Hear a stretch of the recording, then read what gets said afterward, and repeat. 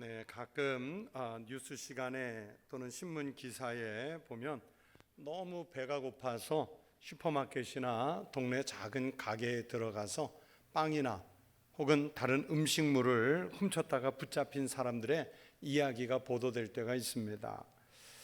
그 사람이 음식을 훔칠 수밖에 없는 매우 딱한 사정이 알려지게 되면 그를 용서하고 또 배골지 않도록 주변에서 그 사람을 돕는 이런 선한 그런 그 미덕들이 종종 보도가 됩니다. 여러분, 남의 것을 훔친다는 것 자체는 굉장히 나쁜 일이죠. 그러나 최소한의 인권이나 삶의 질이 보장되지 않는 상황에서 인간으로서의 삶을 위해서라면 어쩔 수 없다, 그렇게 할 수밖에 없는 그 상황을 이해할 때도 있습니다. 그렇게 음식을 훔친 가난한 사람들의 이야기가 나올 때마다 우리는 장발장이라는 이름을 소환을 합니다.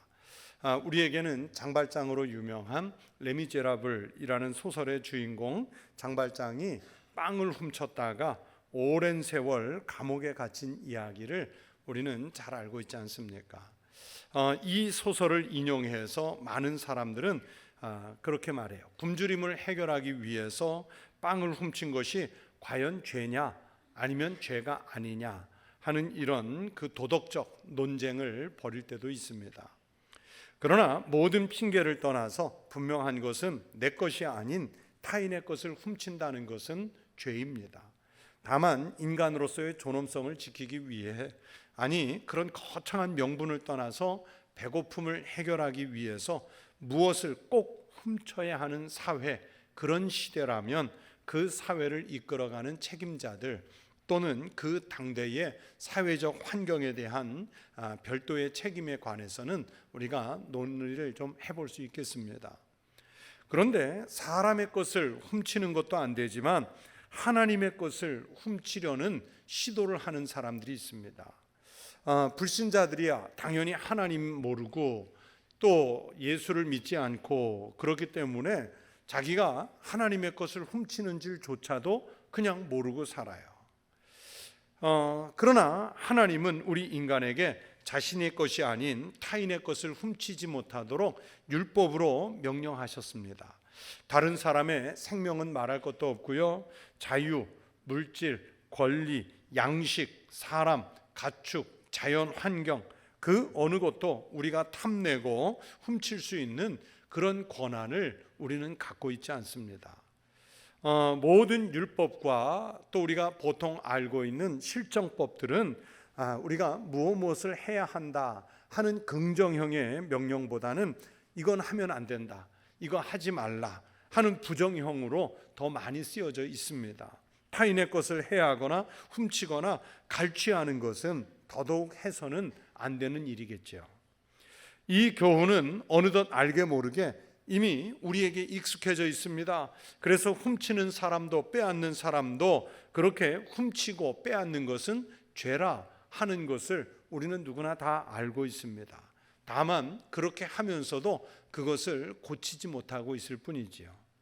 문제는 훔치면서도 빼앗으면서도 갈취하면서도 그것을 전혀 의식하지 못한 채로 죄를 범하는 경우가 있습니다. 바로 하나님의 것을 훔치는 경우입니다. 오히려 사람의 것을 훔치고 빼앗을 때는 이거 안 되는데 하는 죄의식이라도 있는데 하나님의 것을 훔치면서는 이게 죄인지 아닌지조차도 우리는 인식하지 못하는 경우가 많다는 얘기입니다.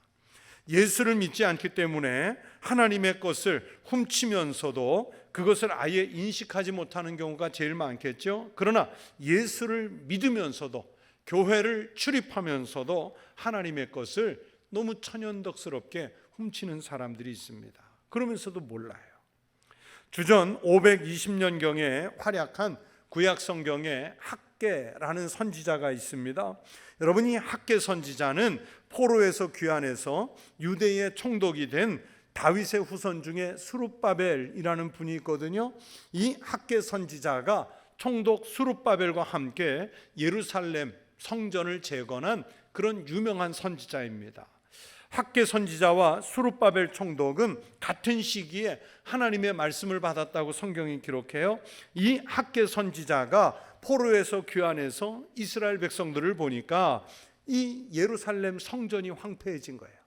솔로몬 시대에 지어졌던 예루살렘 성전이 지난 70년 포로 기간 동안 관리하지 않아서 황폐해져 가고 있어요. 그래서 그때 학개 선지자가 경고를 합니다. 이 전이 황폐하였거늘 너희가 이때에 판벽한 집에 거주하는 것이 옳으냐? 하나님의 성전은 황폐하게 무너져 내리고 있는데 당신들이 살 집은 번듯하게 짓고 거기에 들어가 잠 편하게 자고 있느냐? 이런 거 묻는 거예요. 이것은 바로 하나님의 것을 탈취하는 행위에 대한 경고의 말씀이지요. 그렇게 되면 지금은 당장 화려한 집에 살고 있지만 결국에는 이스라엘 백성들 자신들이 멸망하는 길로 갈 것이라고 하는 그런 경고입니다. 너희가 많이 뿌릴지라도 수확이 적으며 먹을지라도 배부르지 못하며 마실지라도 흡족하지 못하며 입어도 따뜻하지 못하며 일꾼이 삭슬 받아도 그것을 구멍 뚫어진 전대에 넣음이 되느니라. 하나님의 것을 훔치고 자신들의 생활만 편리하게 그렇게 만들어 가면 많이 뿌려도 수확이 없고 먹어도 배부르지 않고 마셔도 흡족하지 않고 입어도 따뜻하지 않고 삭슬 받아도 그것을 구멍 뚫린 전대에 넣는 것처럼 남는 게 없다는 거예요. 즉 이 말씀대로 하면 하나님의 것을 훔친 사람은 절대로 부자가 될 수 없습니다. 안정적인 삶을 살 수 없습니다. 평안한 미래를 보장받을 수 없습니다. 영원한 생명을 얻을 수가 없습니다. 하나님은 하나님의 것을 제대로 돌려보내야 한다고 선지자를 통해서 말씀해 주시는 거예요. 여러분, 우리가 믿는 하나님이 가난하셔서 그러실까요? 우리 하나님이 배가 고프셔서 그러실까요? 아닙니다. 하나님이 원하시는 것은 우리가 가진 모든 것이 다 하나님의 것이고 우리는 하나님의 것을 위탁받아서 관리하는 청지기, 이 청지기라는 신앙 고백을 우리에게 원하시고 있는 거예요. 시편 기자는 이렇게 노래합니다. 내가 내 집에서 수소나 내 우리에서 순념소를 가져가지 아니하리니 이는 삼림의 짐승들과 무산의 가축이 다 내 것이며 산의 새들도 내가 아는 것이며 들의 짐승도 내 것이미로다. 내가 가령 줄여도 내게 이르지 아니할 것은 세계와 거기에 충만한 것이 내 것임이로다. 이 모든 것이 하나님의 것인데 우리는 하나님의 것을 훔쳤으면서 그 죄를 모를 때가 있어요. 그래서 시인은 다시 한번 경고합니다. 하나님을 잊어버린 너희여 이제 이를 생각하라. 그렇지 아니하면 내가 너희를 찢으리니 건질 자 없으리라. 하나님의 것을 훔치는 사람은 찢으셔요. 그 하나님의 찢으심에서 건질 사람이 없어요. 하나님의 것을 잊어버리는 순간 우리는 하나님의 것을 훔치죠. 이스라엘 백성들은 언제나 하나님 땅에 있었죠. 그들은 언제나 하나님의 메시지를 듣고 살았습니다. 율법은 언제나 그들 곁에 있었습니다. 그러나 유대 백성들이 하나님을 그 마음속에서 잊어버렸을 때 그들은 자신도 모르게 하나님의 것을 훔치는 사람들이 됐어요. 그 사람들이 바로 오늘 본문 속에 등장하는 이스라엘 백성들이었는데 말라기 선지자는 포로에서 귀환해서 하나님을 잊고 사는 그 유대인들을 향해서 오늘 이렇게 놀라운 질문을 하고 있습니다. 사람이 어찌 하나님의 것을 도둑질하겠느냐? 사람들은 그 질문에 놀랐습니다. 자기들은 감히 하나님의 것을 훔치고 있다고 생각해 본 적도 없고 하나님의 것을 훔치지 않을 것이라고 스스로 믿고 있었기 때문입니다. 그래서 이렇게 반응을 보이죠. 우리가 어떻게 주의 것을 도적질하였나이까? 이것에 대해서 말라기는 이는 곧 11조와 헌물이라고 답하였습니다. 그리고 9절에서 너희 곧 온 나라가 나의 것을 도둑질하였으므로 너희가 저주를 받았느니라. 여러분, 다른 사람의 물질, 생명, 소유물을 훔친다는 것은 매우 심각한 일입니다. 십계명은요, 사람의 것을 훔치는 것을 금지했는데 그런데 지금 이 성경 말씀 말라기 선지자는 이 백성들이 사람의 것을 훔친 것이 아니라 하나님의 것을 도둑질하였다고 지적하는 겁니다. 이 백성들은 아마도 11조와 헌물을 드리지 않고 그냥 태연하게 사는 것, 아니면 분량을 속여서 드리는 것, 그것으로 자신들의 생활을 하는 것을 하나님의 것을 훔친 것이라고 전혀 생각하지 않았을 겁니다. 레이몬드 칼킨스라는 유명한 신학자는요, 소선지자들의 현대적 메시지라는 책에서요, 이 말라기 시대의 백성들을 오늘 본문을 가지고 진단하면서 오늘날 현대 그리스도인들에게도 이렇게 적용을 했습니다. 그것은 오늘날도 마찬가지다. 교인들이 교회에 대한 의무를 소홀히 하는 것은 교회의 힘을 엄청나게 약화시키는 수치스러운 일이다.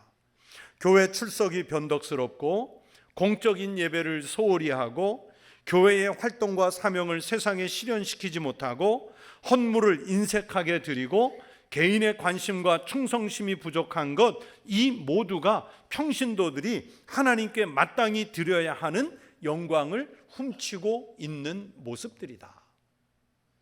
여러분, 성경 속에 등장하는 이 이스라엘 백성들만 하나님의 것을 훔치는 것이 아니라 오늘날 현대 교회의 그리스도인들도 이 시대와 똑같이 하나님의 것을 훔쳐서 결국은 하나님의 영광을 훔치는 우를 범하고 있다는 거예요.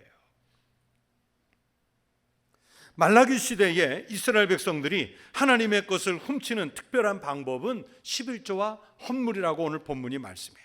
여러분, 11조는 아브라함이 멜기세덱에게 전리품의 10분의 1을 드린 일에 이스라엘 백성들과 오늘날 우리 그리스도인들의 의무가 됐습니다. 11조는 신명기 14장 23절에 의하면 율법 속에 명문화된 하나님의 명령입니다.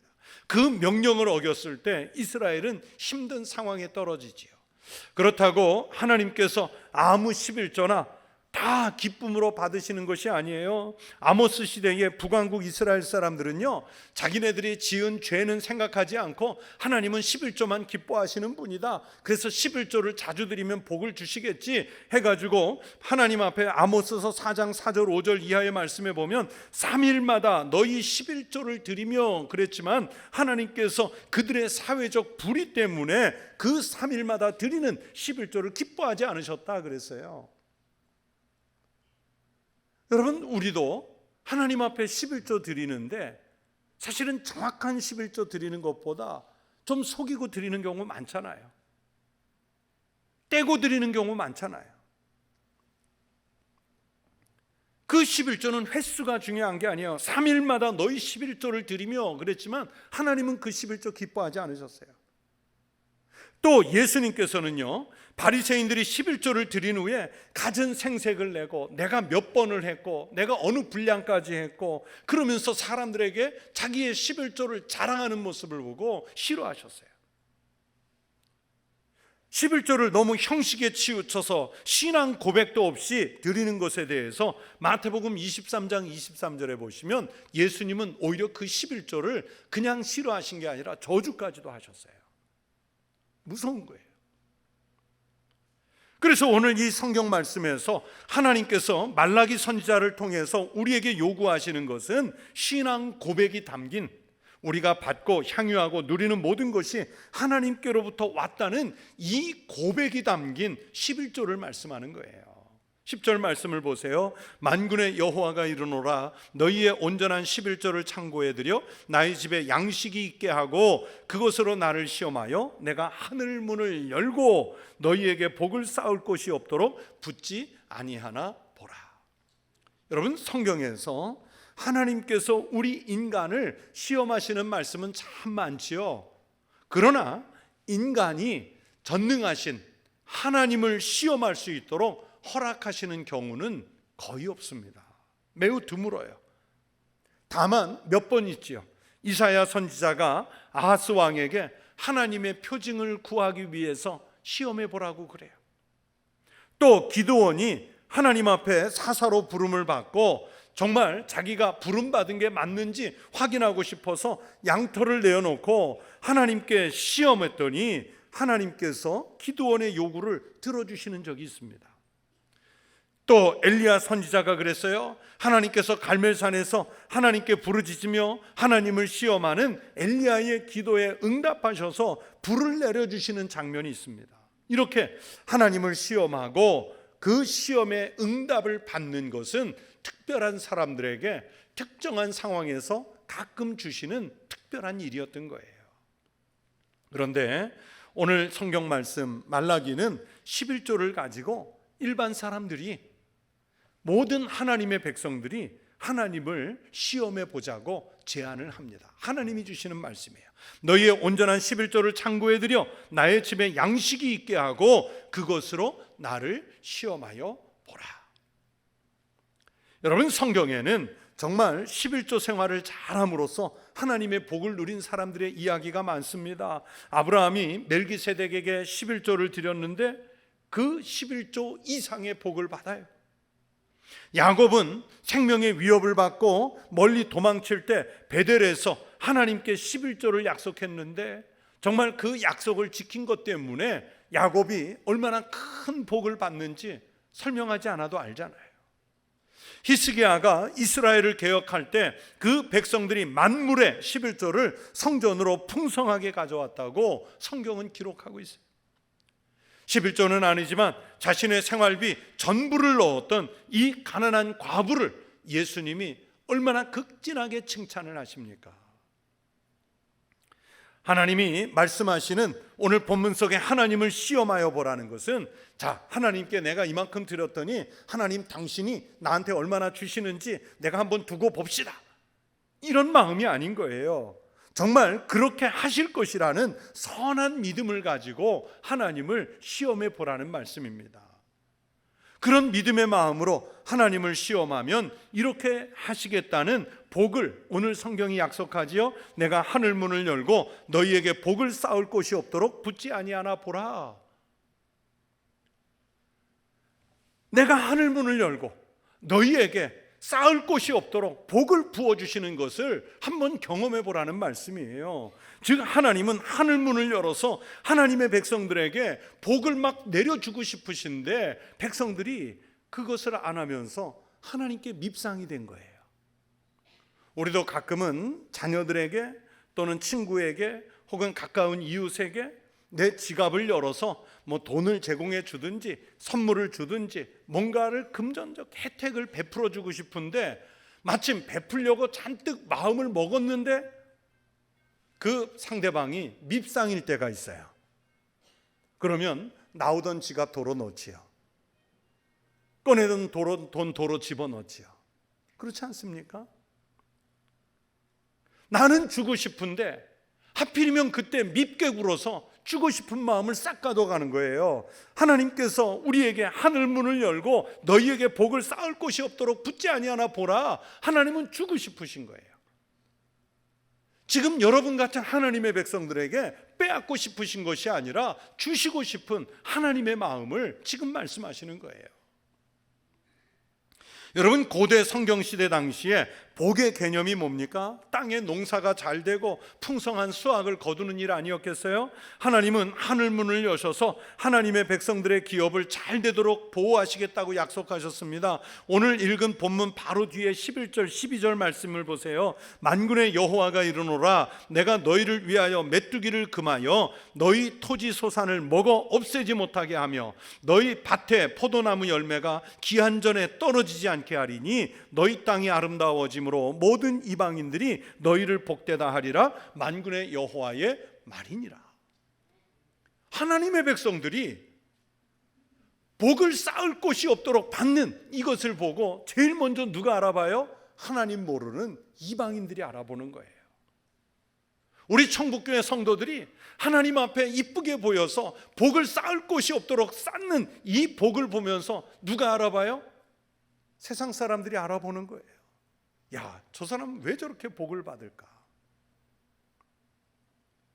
예수님은 우리에게 무엇을 먹을까, 무엇을 마실까, 무엇을 입을까 걱정하지 말라고 말씀하셨습니다. 그렇게 할 수 있는 가장 중요한 근거는 하나님과의 신뢰의 관계입니다. 매일 친밀한 교제 안에서 우리의 마음을 다하여 우리가 알고 사랑해야 하는 그 하나님에 대한 신뢰가 바로 우리의 믿음의 삶을 풍성하게 만들지요. 그 신뢰가 후이되어 누르고 흔들어 넘치도록 주시는 복이 임하는 통로가 되는 것입니다.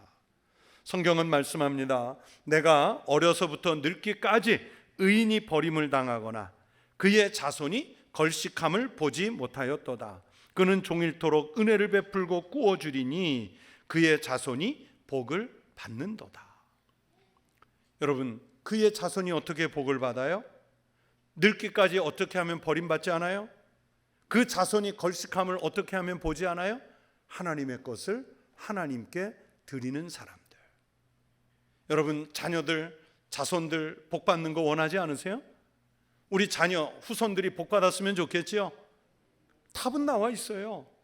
성경은 가르쳐 주세요. 저의 권면이 아니라 성경이 하나님을 통해 우리에게 주시는 말씀이에요. 우리의 이기적이고 인색한 마음을 극복할 수 있는 그 동력이 바로 우리 하나님에 대한 신뢰지요. 하나님은 그렇게 하실 것이라는, 복을 주실 것이라는, 쌓을 것이 없도록 내려주실 것이라는 그 신뢰지요. 그 신뢰는 우리가 가진 모든 것이 하나님께로부터 받은 그 축복이라는 것을 고백하게 만듭니다. 여러분, 오늘 말씀에서 오해하지 마십시오. 오늘 우리 목사님이 헌금에 대해서 설교하고 있구나, 이렇게 단편적으로 생각하지 마십시오. 오늘 드리는 하나님의 말씀은 여러분의 전 생애에 관한 말씀을 드리는 것입니다. 그 대표적인 단어가 11조일 뿐인 거예요. 여러분, 우리가 예를 들어서 11조라는 돈을 생각해 보면요, 거기에 우리 땀이 들어가 있죠, 눈물이 들어가 있죠, 수고가 들어가 있죠, 사랑이 들어가 있죠, 꿈이 들어가 있죠. 그러니 그게 우리의 생애 아니겠습니까? 그것을 하나님께 드리는 거예요. 여러분의 전 생애를 살면서 여러분이 누리는 모든 것에서 하나님의 것을 훔치지 말라는 말씀입니다. 또 하나님의 것은 하나님께로 정확하게 돌려드리라는 당부의 말씀입니다. 여러분, 하나님은 우리가 생명을 갖게 되고 그 생명이 하나님에 의해 다스림을 받고 하나님에 의해 인도하심을 받고 우리가 축복된 공동체 안에서 더 풍성한 삶을 살기를 원하고 계세요. 그 전적인 신뢰의 표시로 우리 생애의 모든 것을 드린다는 표시로 오늘 본문이 11조를 얘기한 거예요. 결국 11조는 형식이 아니라 진실한 신앙 고백을 수반합니다. 그래서 앞에서 말씀드리길, 형식적인 11조는요, 횟수가 아무리 많아도요, 하나님이 기뻐하지 않아요. 그래서 3일마다 한 번씩 드리는 11조가 축복이 아니라 오히려 이스라엘 백성들에게 저주거리가 되지 않습니까?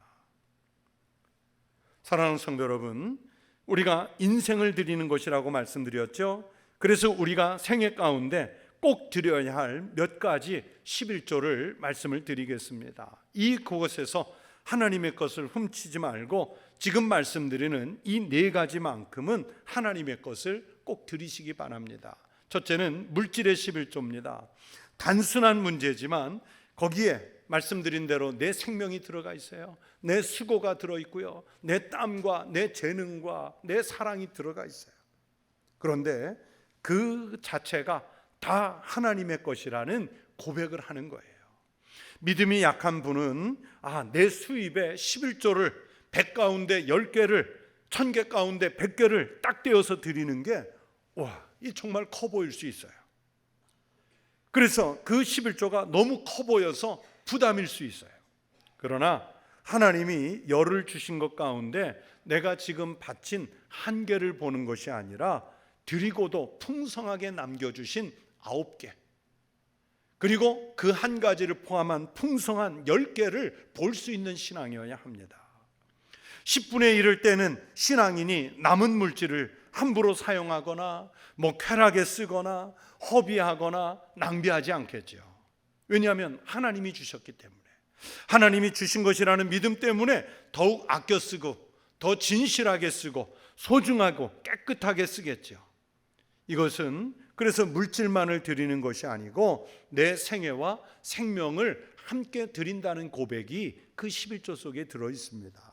그래서 성도 여러분, 다른 헌금은 다 못 드려도요, 믿음이 있는 사람은 믿음이 고백이 되면 11조부터 드리는 거예요. 그것이 하나님께서 하늘문을 열어서 여러분에게 복을 쌓을 곳이 없도록 부어주시는지 하나님을 가장 빠르게 시험해 볼 수 있는 길입니다. 우리 성도들이 하나님을 시험해 보실 수 있기를 바랍니다. 둘째는요, 시간의 11조도 하나님 앞에 드리셔야 돼요. 우리가 주일 아침에 와서 예배 한번 드리는 것으로 우리의 본분이 끝나는 것 아닙니다.